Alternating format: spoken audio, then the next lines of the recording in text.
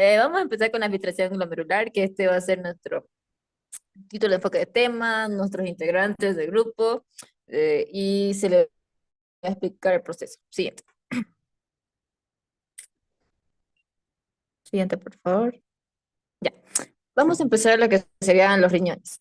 Los riñones eliminan los desperdicios de la sangre y el exceso de líquido o de agua que va a ser en forma de orina, ya que es una de las tareas principales de los riñones, el retiro de todo eso.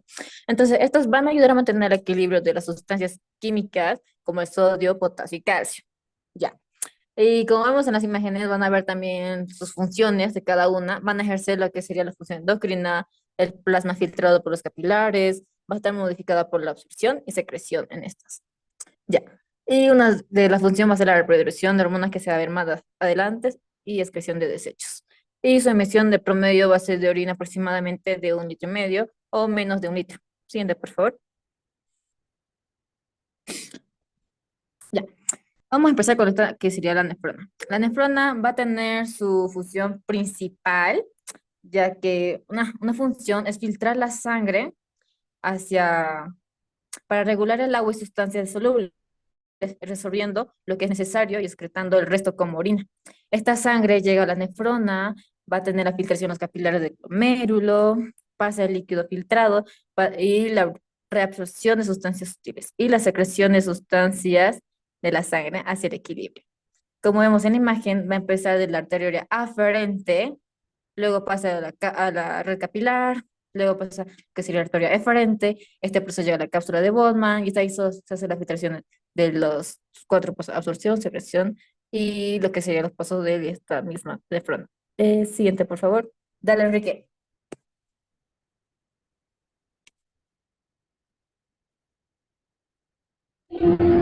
¿Se escucha? Ya, bueno, continuando con lo que es la circulación renal, vamos a ver las que son las funciones del riñón, cómo van a ser los mecanismos de regulación de la circulación renal. En el flujo sanguíneo renal, que también se puede observar en otros libros como FSR, también va a ser la distribución del FSR y la circulación renal. De acuerdo a esto también se puede ver lo que es la gradiente de presión y la resistencia de flujo. En lo que es la regulación de circulación renal van a haber dos mecanismos que van a ser intrínsecos y extrínsecos. Siguiente, por favor. Bueno, hormonas y riñón. Bueno, la función renal va a ser afectada por varias hormonas que van a modular la regulación de iones y agua. Entre ellas tenemos lo que es la renina, que va a ser producida por el aparato juxtaglomerular y va a promover la formación de angiotensina. Y la otra hormona tenemos lo que es la eritropoyetina, que va a sintetizar a las células intersticiales de la corteza y va a estimular la producción de glóbulos rojos. Y entre el otro también tenemos lo que es la prostaglandina. Esta va a activarse cuando esté en el modo, cuando ya sea el parto. O también va a afectar en el flujo sanguíneo renal. Luego tenemos lo que es la micción. La micción va a iniciarse por un reflejo medular cuando la presión de la orina alcanza un nivel crítico, aunque está sujeta a un importante control por centros superiores voluntarios. El cuello de la vejiga, como podemos observar, forma lo que es el esfínter uretral interno y externo, lo cuales van a estar integrados por los músculos esqueléticos voluntarios que va a rodear las regiones más distales de la uretra, lo cual va a controlar o la salida de la orina, ¿no? Ya. eh, Luego podemos observar lo que es la estructura del glomérulo. Eh, las paredes de la arteriola aferente, esta va a estar asociada con las células granulares que van a producir lo que es la renina. Y en este sitio va a haber numerosas terminaciones nerviosas simpáticas. Siguiente. Ya. Vamos a ver en esto a continuación con la filtración glomerular. Vamos a ver que este es el plasma filtrado en el glomérulo por ultrasonido. Ultrafiltración, es decir, opera a nivel molecular. Esta va a formar lo que sería la orina primero que deben hacer el proceso denominado filtración y para eso necesita un elevado flujo sanguíneo, que como vemos en la imagen va a ser entre 1100 y esto va a ser 22% del gasto cardíaco total. Ya. El plasma es filtrado por el glomérulo por ultrafiltración. Estas van a tener tres barreras que va a pasar por el proceso que va a ser de la filtración por el endotelio capilar, el glomerular, membrana basal, las células epiteliales o modificadas que serían los podocitos. Siguiente, por favor.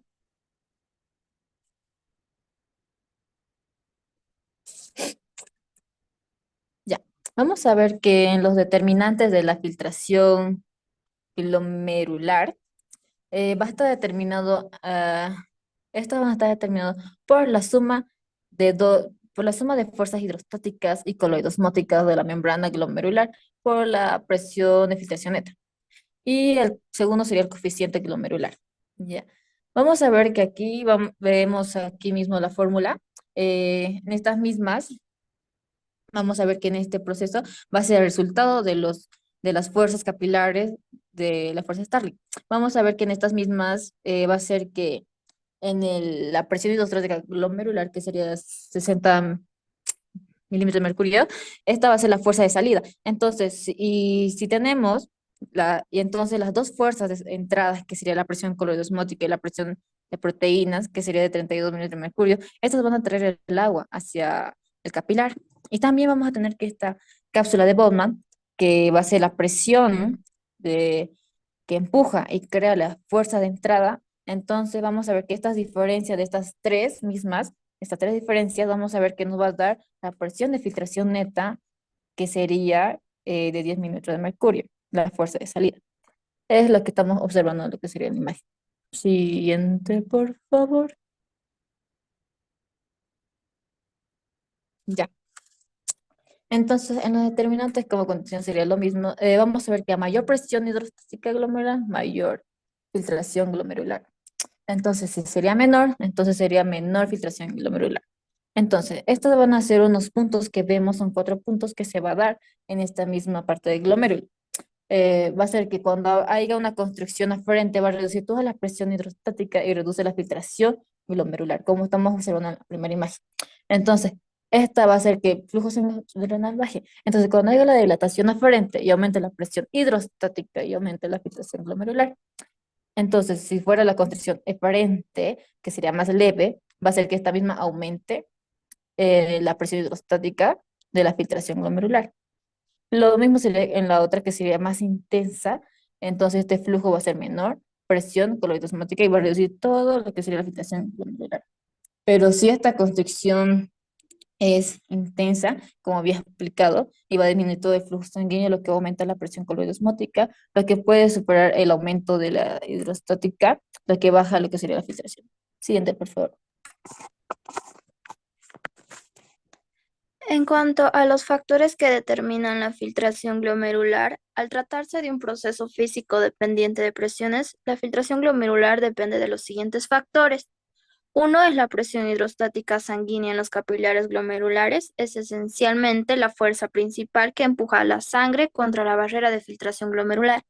Por esta razón, la presión en el glomérulo es exponencialmente elevada.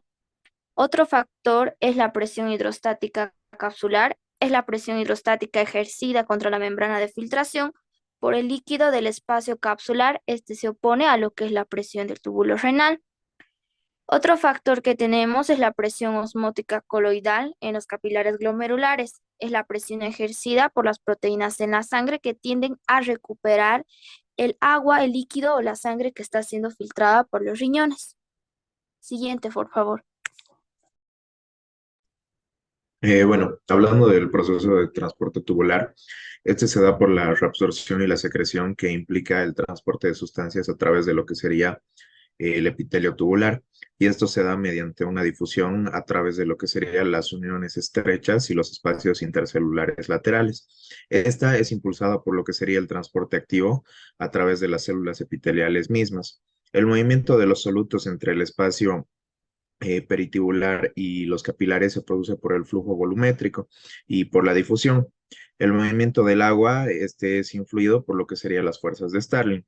Hablando ahora del transporte activo, este involucra lo que serían las proteínas llamadas transportadoras que trasladan las sustancias a través de lo que sería la membrana plasmática. El transporte activo primario utiliza lo que sería el ATP directamente y el transporte activo secundario utiliza como fuente impulsadora a la gradiente de concentración creada por el transporte activo primario. Un ejemplo puede ser la gradiente de la bomba de Neu. Los cotransportadores, estos transportan sustancias hacia la misma dirección y los cotratransportadores transportan en la dirección contraria. El índice también de la difusión de la membrana celular, este eleva a lo que serían los canales iónicos y a los uniportadores, lo cual este aumentaría la permeabilidad de la membrana con ciertas sustancias específicas y este se llamaría también lo que sería la difusión facilitada.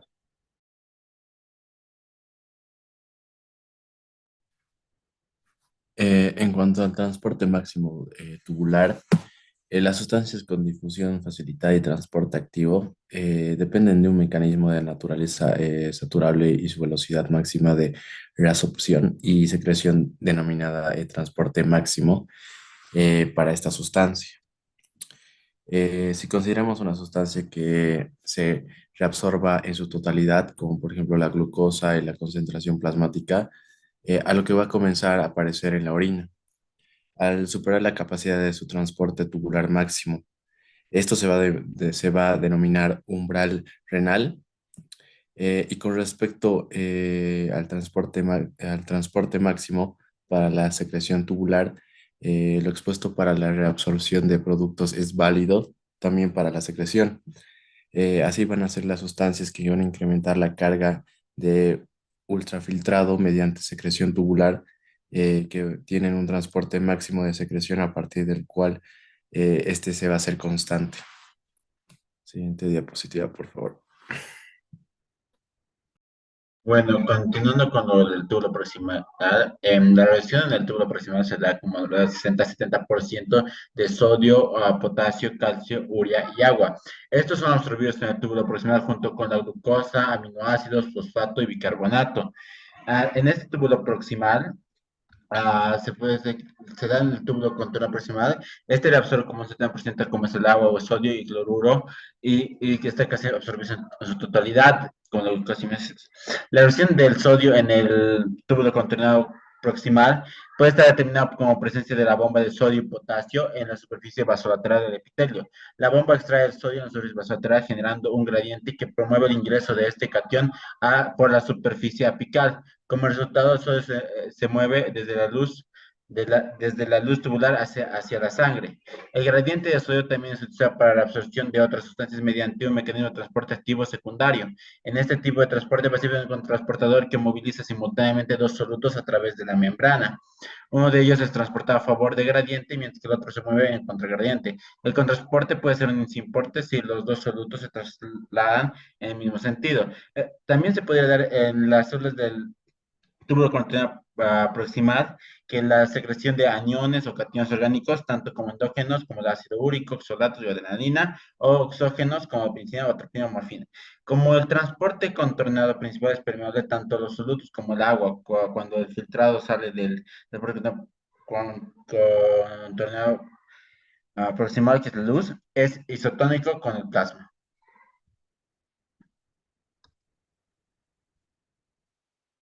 Siguiente diapositiva. Hablando de lo que es el asa de Henle, esta se va a dividir en tres segmentos: el segmento descendente fino, segmento ascendente fino y segmento ascendente grueso. El segmento descendente fino, este va a ser la encargada de tener una membrana epitelial fina con bordes, sin bordes, con poca actividad metabólica. El segmento ascendente, este va a tener una membrana epitelial gruesa y alta actividad metabólica. Lo que es la bomba sodio-potasio, el segmento fino va a presentar una membrana apical, una membrana vasolateral, pocas mitocondrias, y el segmento grueso tiene pocas microvellosidades. Hablando de lo que es la reabsorción del agua en la asa de Henle, el tubo proximal va a absorber agua y solutos. El segmento fino descendente es permeable al agua, pero la recepción del soluto es bien baja. El segmento fino ascendente va a ser impermeable a lo que es el agua y el segmento grueso ascendente es permeable a solutos. El segmento fino, siguiente diapositiva, por favor. El segmento fino, como muestra en la imagen descendente, contiene en ambas membranas cantidades de proteínas, las cuales son llamadas aquaporinas. Es por donde va a pasar el agua. En cambio, el segmento grueso ascendente, este va a absorber de la membrana lateral. Van a existir lo que son bombas de sodio y potasio. ATP, la bomba de sodio, dos cloros y un potasio, esta reabsorbe dichos compuestos a la célula interna y el cloruro va al intersticio.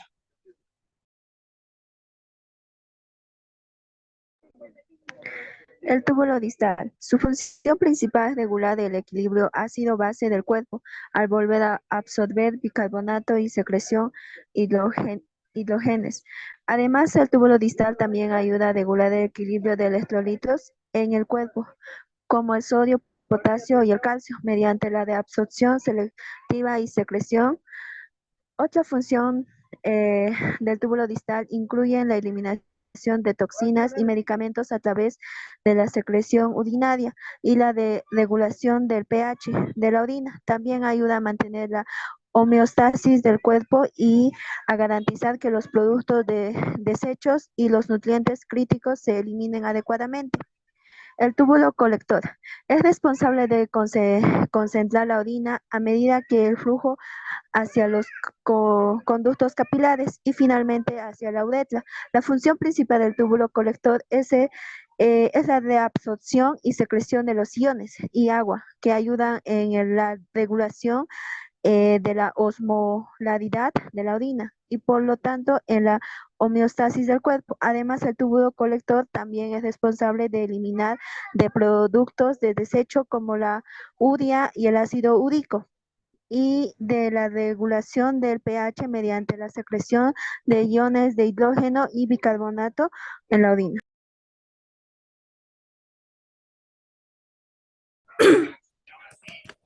Ya. Entre las enfermedades que pueden afectar al sistema renal y glomerular existen varios, los cuales mencionaré algunos como la glomerulonefritis. Esta es una inflamación de los glomérulos, que son pequeños capilares en los riñones que filtran la sangre y eliminan los desechos del cuerpo. Esta inflamación puede dañar los glomérulos y reducir su capacidad para filtrar la sangre, lo que va a llevar a una disminución de la función renal, los cuales también pueden ser causadas por infecciones, enfermedades autoinmunitarias o reacciones alérgicas.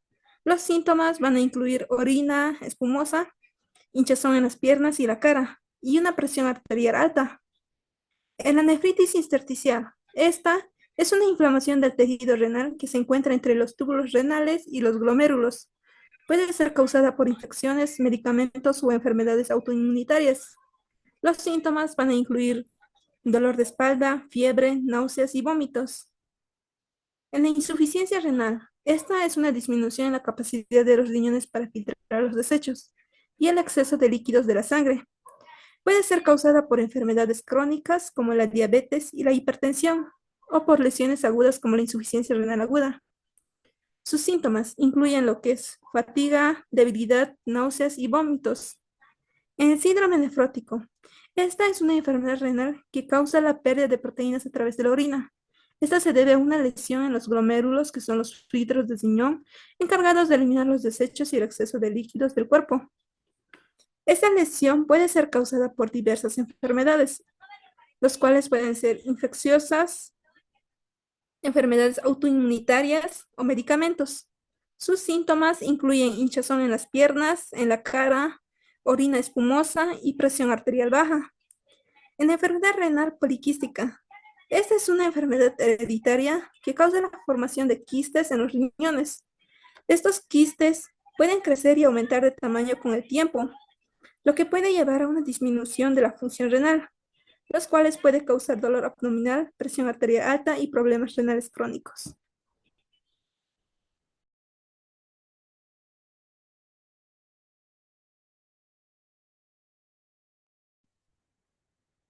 Esta fue la última presentación de nuestro grupo, el grupo 1 y todos los integrantes. Pueden mostrar su cara, esos bellos rostros. ¿Dónde están, chicos? Uy, Natalie, Wendy, Lady, Dina, Nilda, Diego Vargas. Bueno, aquí faltan las dos presiones de dos personas, es por motivo de la señal. ¡Ay, son bellos! Ya, ay, ya, creo que ahí se corta todo el día.